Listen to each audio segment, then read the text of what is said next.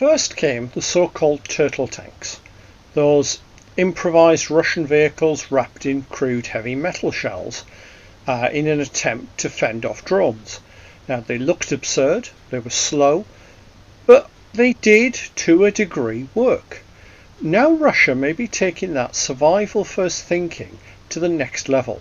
In April 25, Uralvagon Zavod, the country's primary tank manufacturer under Rostec, announced what could be the most radical redesign of a Russian main battle tank in decades, a new variant of the T90, reportedly without a rotating turret at all.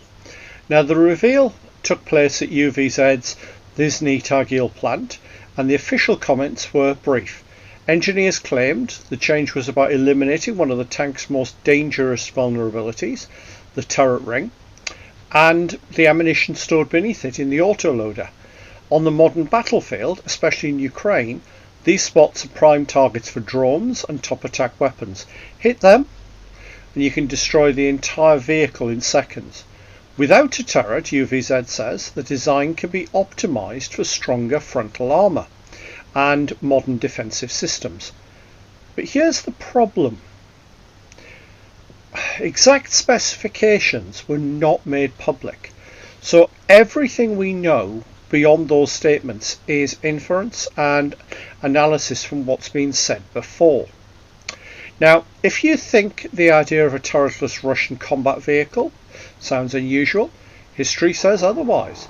During and after the Second World War, the Soviets built entire classes of turretless armoured vehicles. They took existing tank hulls and replaced the turret with a fixed forward-facing gun. Designs like the Su-122, the Su-100 and the Isu-152 were tank destroyers, low profile, heavily armed and easy to produce because they reused proven chassis. The concept was simple. Point your strongest armour and biggest gun at the enemy, trade all-round flexibility for raw forward firepower, and keep production cheap. The Turretless T90 may be a modern echo of that thinking, not designed to hunt across the battlefield, but to hold a position and take punishment. It's entirely plausible. And the inspiration might also be far more recent. Over the past 2 years, Russia's turtle tanks have been mocked online for their awkward appearance. Massive welded cages covering the top, extra armour plates bolted onto in strange places. But these were field modifications, and they weren't about aesthetics. They were about desperate attempts to survive against kamikaze drones, artillery shells and top-down missile strikes. Now, yes, they slowed the tank down, hurt visibility and made them into basically an assault gun, but they helped keep the crews alive. As I've discussed before, we only tend to see the destroyed ones. Now, the new turretless T90 may be factory engineered approach to the same philosophy. Build the tank from the ground up to resist the threats instead of improvising armour in the field. Now, Ukrainian defence analysts have even run the numbers on similar designs. One calculation suggested a turretless tank based on a T-72 hull could potentially double the frontal armour protection and almost eliminate weak points like the turret ring. That's a big deal in a war where drones and top attack munitions are everywhere. A tank that can take more hits from above and shrug off direct frontal attacks could survive for longer than conventional designs. But, again, without images or specifications, we don't know what the new T90 actually looks like. And is it just borrowing ideas? We have had a couple released, but they are speculative. And that brings us to what we haven't got. Let's emphasize that. There's no official photographs, no diagrams, no mock-ups, no details. All there are these alleged leaked blueprints and computer renderings that are circling on internet forums. Do we believe them? I don't know. I think they're worth looking at. They look convincing enough, but they're unverified and could easily be a fan-made concept art, speculative engineering sketches, or even deliberate disinformation. Until we see an official release, the real vehicle's appearance remains guesswork.